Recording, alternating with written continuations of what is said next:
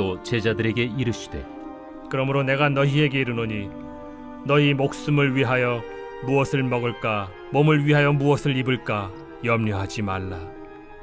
목숨이 음식보다 중하고 몸이 의복보다 중하니라. 까마귀를 생각하라. 심지도 아니하고 거두지도 아니하며 골방도 없고 창고도 없으되 하나님이 기르시나니 너희는 새보다 얼마나 더 귀하냐.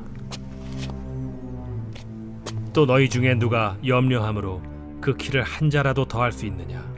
그런즉 가장 작은 일도 하지 못하면서 어찌 다른 일들을 염려하느냐. 백합화를 생각하여 보라. 실도 만들지 않고 짜지도 아니하느니라. 그러나 내가 너희에게 말하노니 솔로몬의 모든 영광으로도 입은 것이 이 꽃 하나만큼 훌륭하지 못하였느니라. 오늘 있다가 내일 아궁이에 던져지는 들풀도 하나님이 이렇게 입히시거든 하물며 너희일까 보냐. 믿음이 작은 자들아, 너희는 무엇을 먹을까 무엇을 마실까 하여 구하지 말며 근심하지도 말라. 이 모든 것은 세상 백성들이 구하는 것이라. 너희 아버지께서는 이런 것이 너희에게 있어야 할 것을 아시느니라.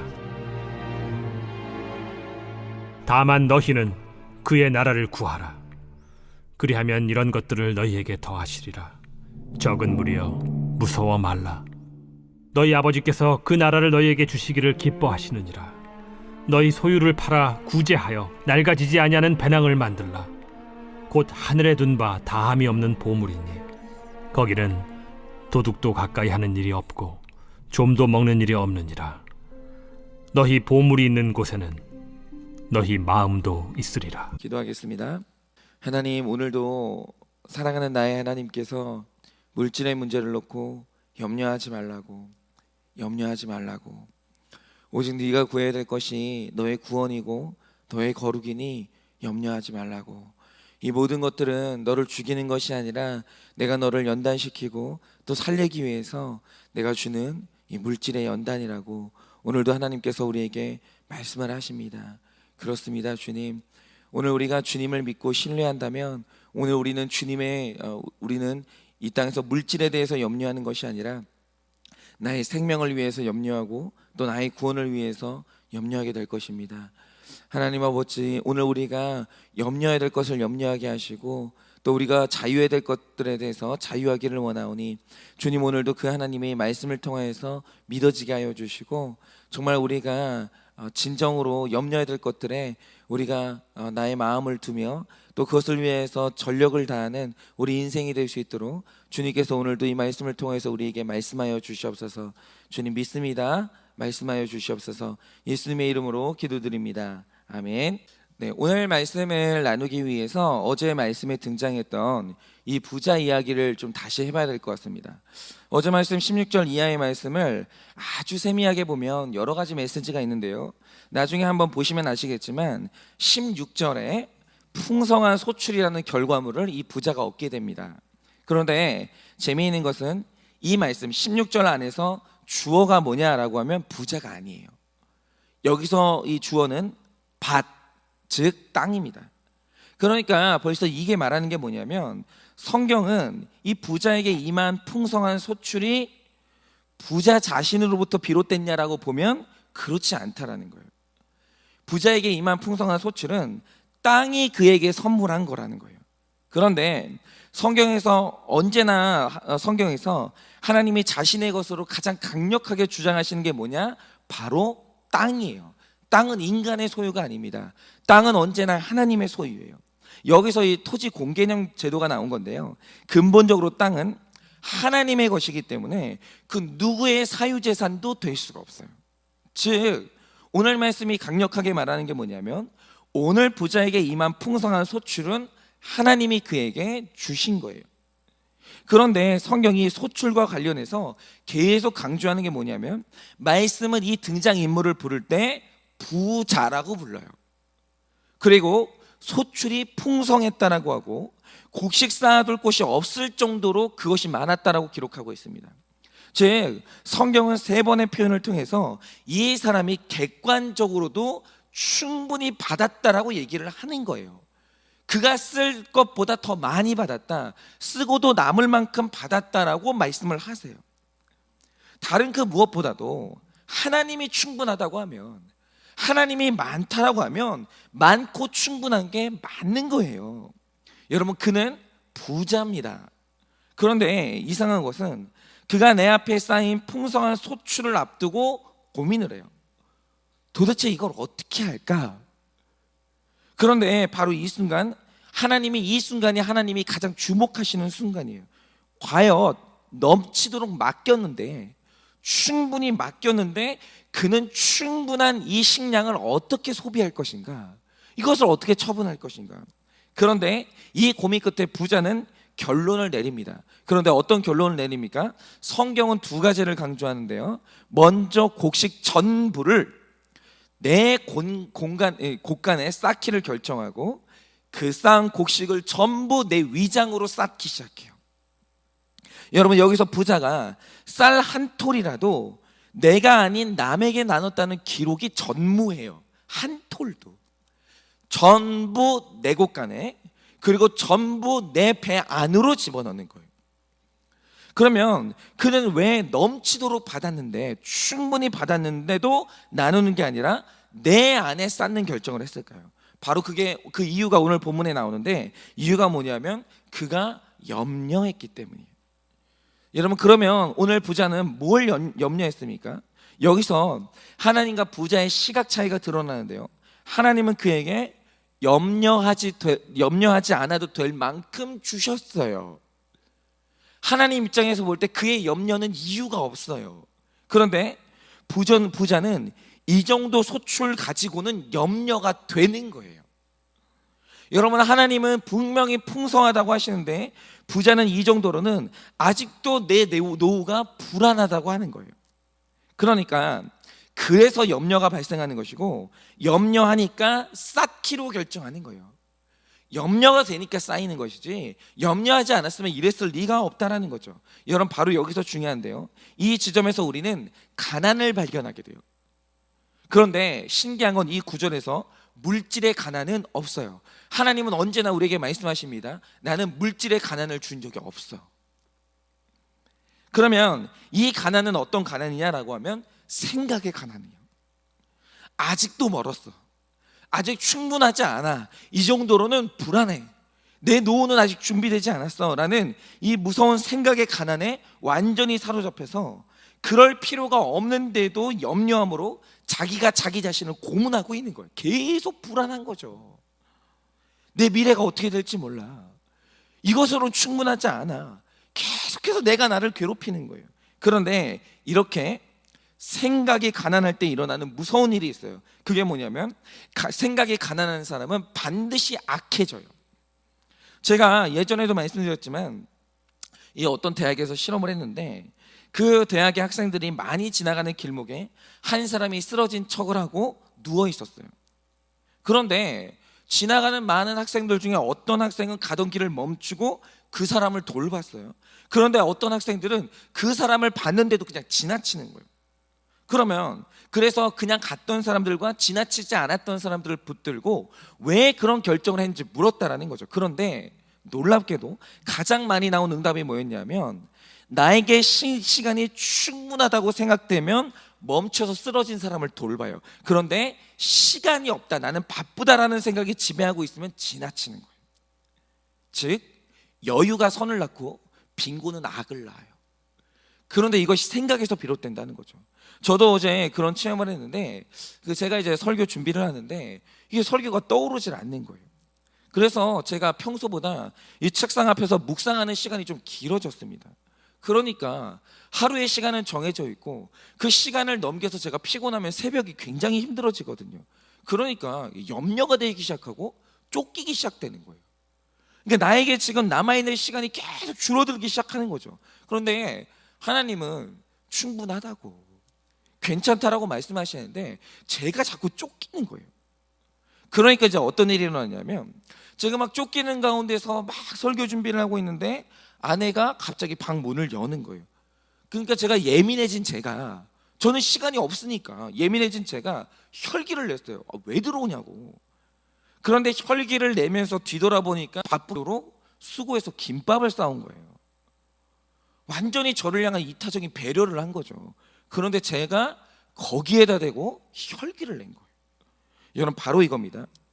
풍요와 여유는 선을 낳고 빈곤과 관한은 악을 낳아요. 그런데 오늘 말씀에서 분명히 하나님은 충분히 줬고 풍성히 줬다라고 하는데 그의 생각이 그걸 허용하지 않는 거예요. 그의 생각은 여전히 가난한 거예요. 그러니까 어떤 일이 일어납니까? 그가 악을 선택하는 거예요. 단 쌀 한 톨도 나누질 않는 거죠. 여러분, 뭐가 가난이고 뭐가 풍요입니까? 제가 단언하건대 이거는 생각의 차이지 실제로 가난과 이 풍요는 통장에 찍힌 잔고 차이가 아니에요. 이건 확실합니다. 제가 세상 돌아가는 걸 가만히 보면 이 돈이란 게 참 이상한데요. 있다고 있는 게 아니라 없다고 없는 게 아니에요. 이게 무슨 뜻이냐면 제가 얼마 전에 어떤 기사를 봤는지 아십니까? 어떤 우리나라 배우가 아닙니다. 헐리우드의 그 월드스타 여배우가 파산을 했어요. 월드스타가. 그런데 저는 정말 이게 요즘도 이해가 안 가는 게 뭐냐면 그 여배우가 한 번 영화를 찍으면 받는 개런티가 얼마인 줄 아십니까? 60억이에요. 한 편당. 그런데 찾아보니까 그 여배우가 주연으로 출연했던 이 영화가 10편이 넘어요. 그러면 한 편당 60억이니까 단순히 계산을 해가지고 그 여배우가 얼마를 벌었겠습니까? 영화로만 600억을 벌었죠.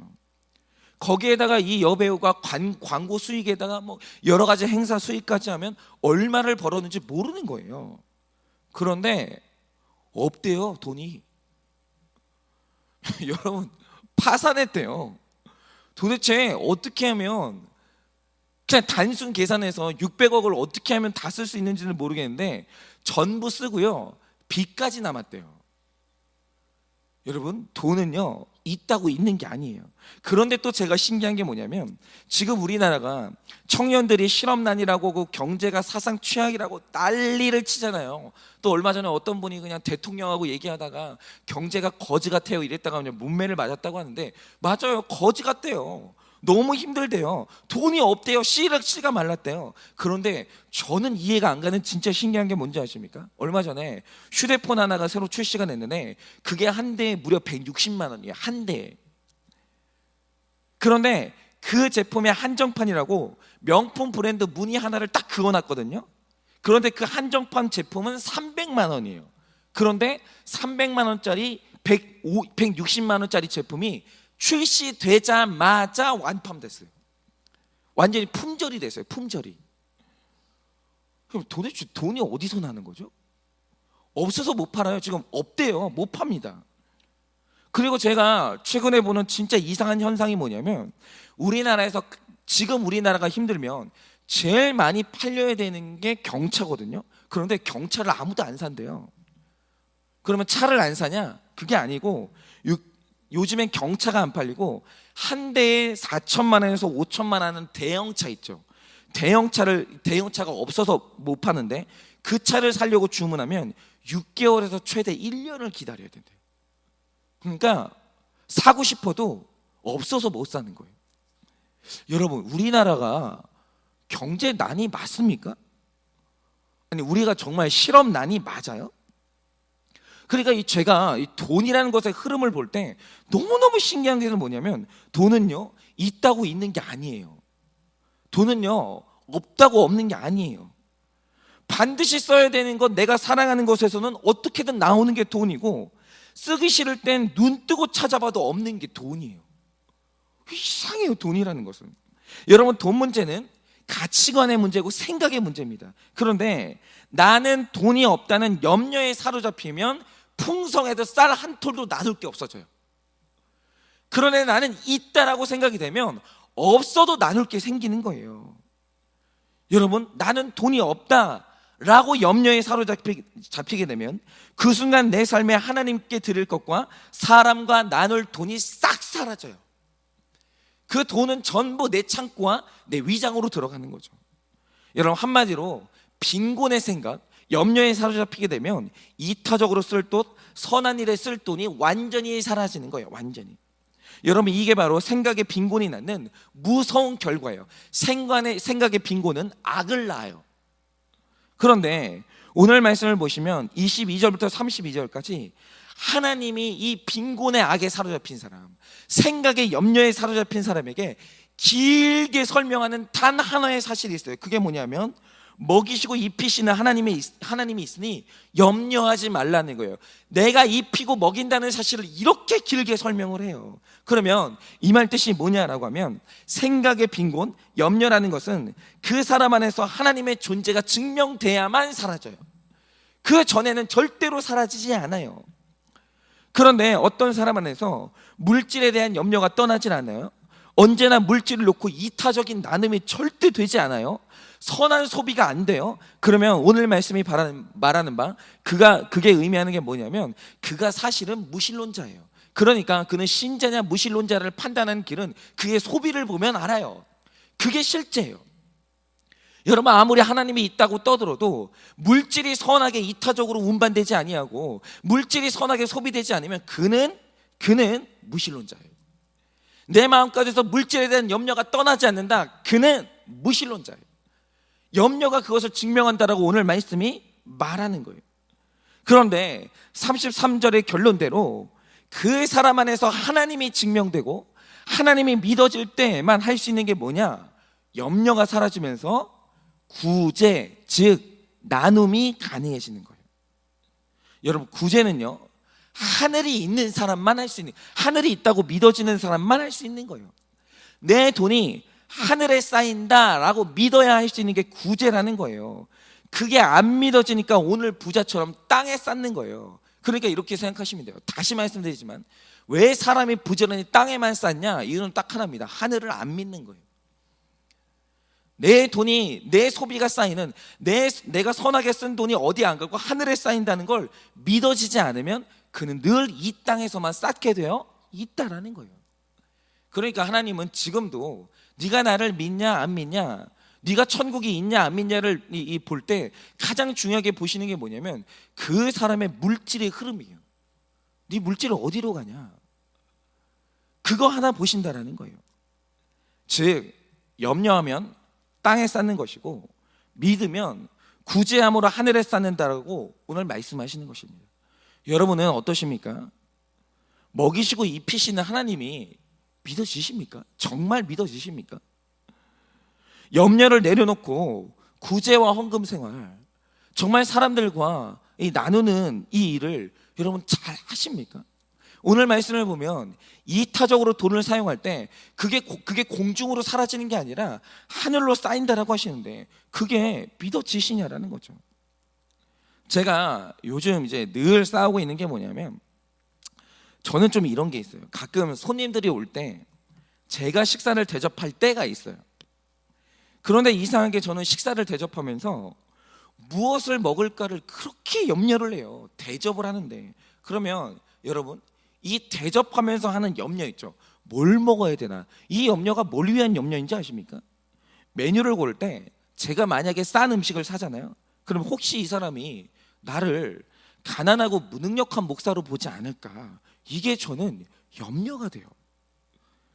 그래서 내가 괜찮게 살고 있다는 거, 나는 무능한 목사가 아니라는 걸 증명하기 위해서 제가 늘 손님을 대접하면서 고민하는 게 뭐냐면 나 자신을 증명하려면 뭘 먹어야 될까? 도대체 뭘 먹어야 내가 괜찮은 사람이라는 게 증명이 될까? 이게 염려가 돼요. 이게 염려가 돼요. 이게 겉으로는 손님을 대접하는 이타적인 소비 같은데 실상을 보면 매사에 내 자존심을 위해 물질을 쌓는 거예요. 이거는 이 손님 대접은 이타적인 대접이 아니라 나를 위해 쌓는 소비인 거예요. 그러니 이런 제가 무엇을 입을까를 놓고 염려하지 않겠습니까? 말로는 목사의 외모는 그래도 깔끔해야 돼. 성도님들한테 신뢰를 얻으려면, 내 설교가 잘 들어가려면 일단 외모가 깔끔해야 된다라고 명분은 만들어요. 그래서 옷을 사는 거야, 그래서 깔끔하게 입는 거야 라고 말은 하지만 사실은 자존심이 상하기 싫고 사람들에게 내가 무능한 목사가 아니라는 것, 가난한 목사가 아니라는 것을 증명하기 위해서 날마다 소비를 해요. 즉 저의 소비는 어디를 향하고 있냐? 겉으로는 밖을 향하고 있는 것 같은데 전부 그게 내 자존심, 나 자신을 증명하기 위해 소비예요. 전부 다. 그러면 이게 뭡니까? 다 겉으로는 남을 위해 쓰는 것 같고 남을 배려한다고 쓰는 것 같은데 실상은 염려로부터 시작되는 소비이고 이거 전부 다 내 안에 쌓고 있는 거예요. 여러분, 소비라는 것은 이렇게 교활해요. 소비라는 것은 이렇게 이중적인 거예요. 여러분, 소비가 완전히 이타적이 된다는 것은 대단히 특별한 은혜가 필요해요. 하나님이 증명됨으로 말미암아 염려가 떠나지 않으면 여러분, 소비는 이타적으로 흐르기가 너무 힘들다라는 거예요. 그래서 정말 저도 정말 하나님 믿었으면 좋겠어요. 제가 이 물질의 영역에서 정말 천국이 믿어졌으면 좋겠고 하나님이 믿어졌으면 좋겠어요. 여러분, 목사인 저는 물질의 문제를 놓고 늘 이렇게 싸웁니다. 늘 이렇게 싸워요. 하나님이 정말 나를 입히시나? 하나님이 정말 나를 먹이시나? 하나님이 먹는 문제, 입는 문제를 가지고 나에게 수치를 주지 않을까? 나를 초라하게 만들지 않을까? 나를 비참하게 만들지 않을까? 혹시라도 나중에 내 딸이 가난한 목사의 딸로 태어나서 나를 원망하게 되는 일이 일어나지 않을까? 늘 걱정돼요. 늘 걱정돼요. 염려가 되니까 늘 제 안에는 11조 하는 문제, 늘 제 안에는 성도들과 나누는 문제, 가난한 사람들을 먹이는 문제가 너무너무 힘들어요. 하나님이 안 믿어지니까. 그래서 어제 제가 이 말씀을 묵상하면서도 하나님, 저 목사인데 하나님 좀 믿어지게 해주세요. 하나님이 먹이시고 입히신다는 사실을 믿어지게 해주세요. 하나님, 정말 제 안에서 가난, 이 생각의 가난, 이 염려가 떠나게 해주세요. 정말 간절히 기도했습니다. 여러분 어떠십니까? 혹시 목장에서, 우리가 지금 목장하고 있는데 목장에서 음식 대접할 때 저처럼 염려하지 않으십니까? 내가 참 인심 좋고 내가 괜찮게 살고 있고 나는 참 믿음 좋은 사람인 척하기 위해서, 여러분, 나를 증명하기 위해서 목장 대접하고 소비하고 여러분 그러고 있지 않습니까? 뭘 해도 속으로는 염려하면서 날 위해서만 쌓고 있다라고 한다면 여러분, 오늘 그 죄를 회개하셔야 돼요. 뭘 회개하셔야 되냐면 하나님, 나누지 못해서 회개합니다가 아니라 하나님, 당신을 믿지 못해서 회개합니다. 이 회개를 하셔야 되는 거예요. 그게 바로 우리 소비의 정체. 여러분은 지금 하나님을 불신하고 있어요. 여러분은 지금 입히시고 먹이시는 하나님을 안 믿고 있어요. 내 재물이 쌓이고 있는 하늘을 안 믿고 있어요. 그게 바로 진정한 회개의 본질이지, 하나님 제가 나누지 못해서 죄송해요, 여러분, 그건 부차적인 문제예요. 우리는 근본적으로 하나님을 안 믿어요. 신뢰를 안 하는 거죠. 여러분, 오늘 입히시고 먹이시는 하나님을 믿으라고 말합니다. 제발 믿어라. 꽃을 봐라, 하늘의 새를 봐라. 다 내가 먹이고 입히는데 내가 너를 안 먹이겠니? 내가 너를 안 입히겠니? 네가 하나님의 나라와 의를 위해서 그렇게 물질을 사용하는데 내가 너를 책임지지 않겠니? 오늘 하나님께서 말씀을 하신다라는 거예요.